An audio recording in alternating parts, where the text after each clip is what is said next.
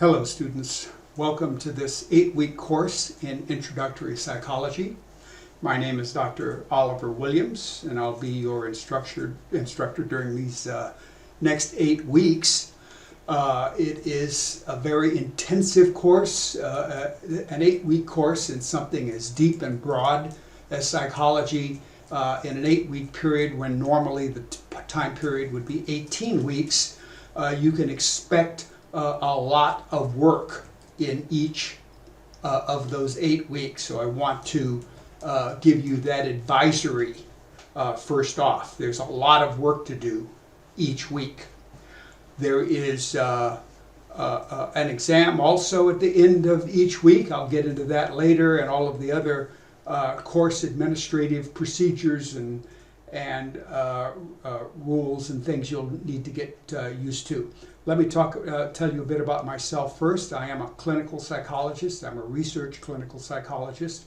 Over the last 30 years, I've worked with the severely mentally disturbed or people with very severe psychological diagnoses, various types of schizophrenia, very severe types of bipolar disorders, personality disorders of the more severe kind. We'll talk about personality disorders also in the course, as well as the mid-level types of psychological disorders, anxiety disorders, depressive disorders, eating disorders, some of which can be quite serious, obsessive compulsive disorders, sleep disorders, and then also some of the more severe types of, or problem-producing types of sexual disorders, as well as the more worried well types of disorders, couples therapy and family therapy. And although I say that's worried well, those can also end up having some rather severe consequences. And last but certainly not least, I've dealt with many of the different types of substance abuse disorders, addictions, including alcohol addiction. Make no mistake about it, alcohol is a drug, and it is a very dangerous drug, ranked among the most addictive of the drugs, and its withdrawal is one of the few drugs that can be fatal. So I've worked across the entire spectrum of clinical psychology. The last half of my work has been in areas of research, data collection, and matching the best type of therapy and therapist with the individual to whom the statistics and algorithms indicate will work the best.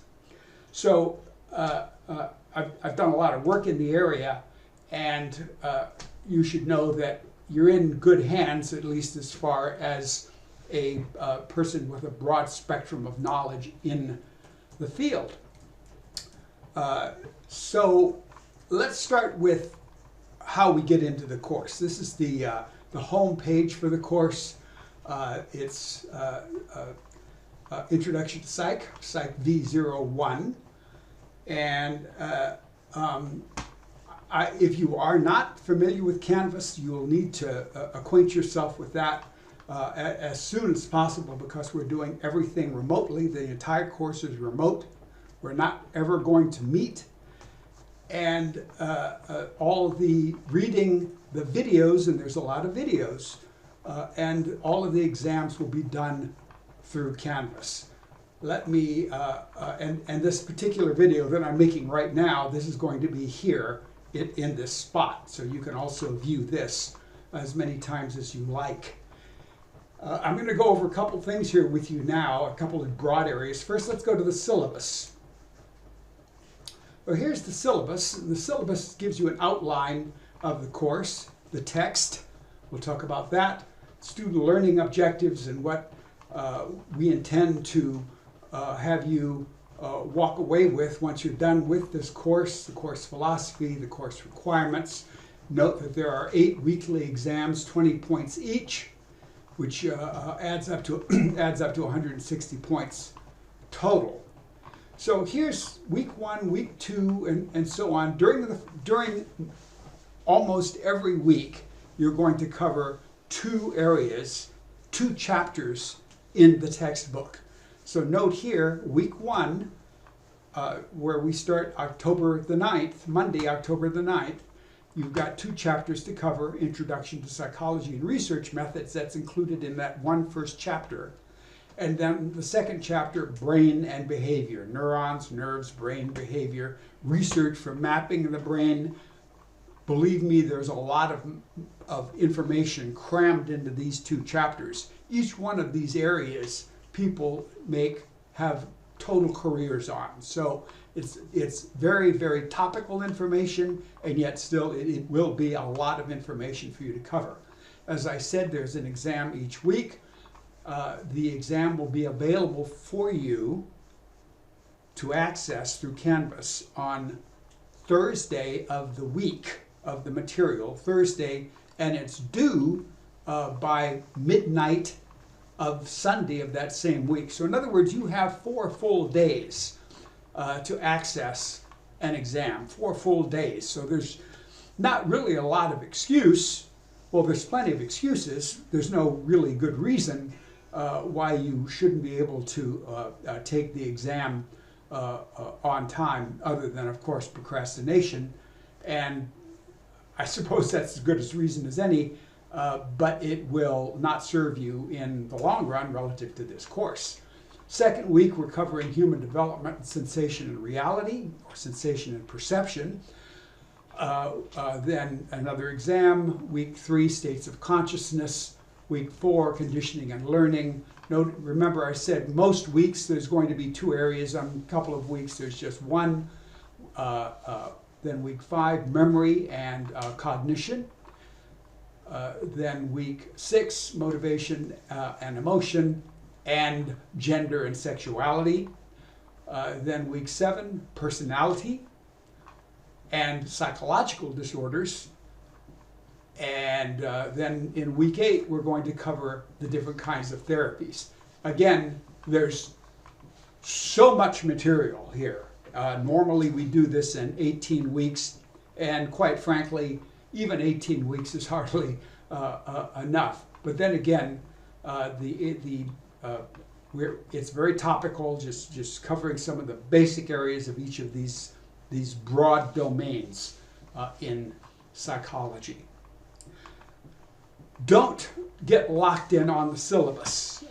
Things can change. It's not written in concrete. This is generally, basically, how we're going to proceed, but it's not written in stone. So don't get locked in on it and write me and say, oh, professor, you said blah, blah, blah, that's on the syllabus. Yeah, use Canvas as your source of information. Canvas will be your guide. Like I said, the syllabus is just a general guide for you. And I'm in Canvas right now. There's the syllabus. Your first announcement, and this is what I want to go over with you now. I will often send announcements to you. This course hasn't been published yet, so I'm just going over information that you will see. And let's look at this first announcement, because in here I itemize everything that you really should be concerned with. First week, as you know, and as I've said just now, the entire course is on Canvas. All assignments, lectures, exams, everything on Canvas. Please get acquainted with Canvas. If you're not, I included a link here with various tutorials for you to use in order to become acquainted with Canvas. As I also just said, that the syllabus provides a general schedule outline, but not written in stone. Always use Canvas. New week's material begins on Monday of each week. Each exam has 20 multiple choice questions, and you have 30 minutes to complete each question from start to stop. and you cannot stop. So once you start an exam, make sure that you're set and ready to do it. And I'll talk about that as well in a couple minutes. If you're late taking an exam, you won't be locked out after the due date. The due date is due by the end of each week, Sunday at midnight. But if you're late, if you haven't taken it, you're not going to get locked out. You can take an exam until the end of this 8-week term, which is the end of the semester. But you should be aware that there's a 2% penalty for every day that you're late. So I've got here, if you do the arithmetic, let's say you're 10 days late taking an exam, then that means, let's say that you took the exam and lo and behold, you got 100% correct on the exam. So that would have been 20 points. But 20% of 20 is 4 points, so you'd really just get 16. So look, with 4 days to take the exam from anywhere with an internet connection, you don't have to be late. Get the book. Please get the book. Most of the material all the material is in the book that you're going to cover in the exam. I will provide PowerPoints for each chapter, which are good review material, gives you a good general background. However, many of the questions are taken out of the book itself, not literally, but it's targeted at the book. The PowerPoint represents each chapter, but don't rely on the PowerPoint to get your information. Use the book, use the PowerPoints, use the videos also that I have listed for each week. Don't get hung up also on your grade at the end of, when you look at your grades, there's going to be a percentage at the end, and of course it goes higher and higher as we go through the course. So initially you'll see whatever, maybe 10, 15, 20%, so on and so forth. I grade on the curve, which means that 90 to 100% is not necessarily an A. It might be 75 to 100%, which is an A. We don't know yet until the end of the course. I mean, you can certainly use that 90 to 100% as a guideline, but remember, I do grade on the curve. So let's say that the highest grade in the course, for example, is 75%. Then there's a very high probability. Then, if it's the highest grade, 75%, then A's would be somewhere between 65 and 75%, and so on. If you don't know what grading on the curve is, and you may or may not have ever had a course in statistics and distribution, maybe look it up on Wikipedia.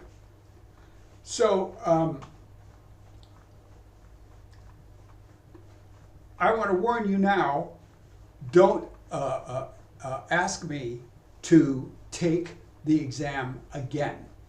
If somehow the exam or your computer or the internet or something blows up on you, then just count that exam as your lowest score. I'll discount your lowest exam grade, or in other words, whatever your lowest grade is during the course of the course, I'll remove that one grade. But listen, before you take an exam, make certain your computer and your internet connection is sound and stable. Your computer's charged. I wouldn't advise taking the exam on your smartphone, but if you have to, again, make certain that everything is stable and ready to go. Because you need to read this. Anyone could say, hey, professor, my computer, internet crapped out while I was taking the quiz. Can I take it again? No. Aside from the course-related PowerPoints, you really do need to procure the book. I'll say that once again. People often ask me, what edition does it have to be? Does it have to be the most current edition? No, it doesn't. You can get any edition that you want. The things that have changed in psychology that would be germane to the book aren't really in the book. There's been a lot of changes, of course. Psychology is a new science, and things are changing in it every day. But as far as the introductory material you're going to be reading, no, any edition counts, which means that you can pick up this book for not much.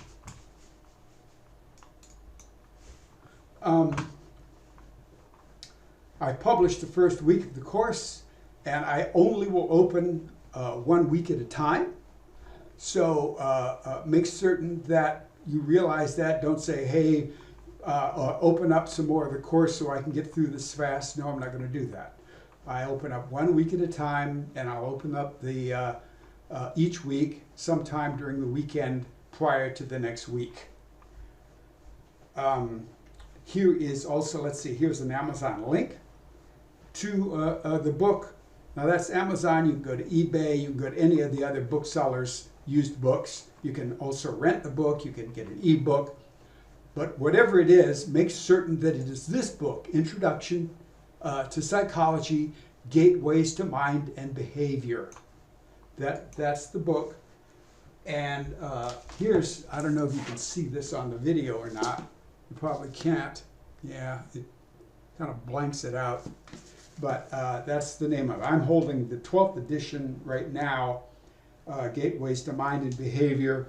It's written by Dennis Kuhn and John O. Mitterer.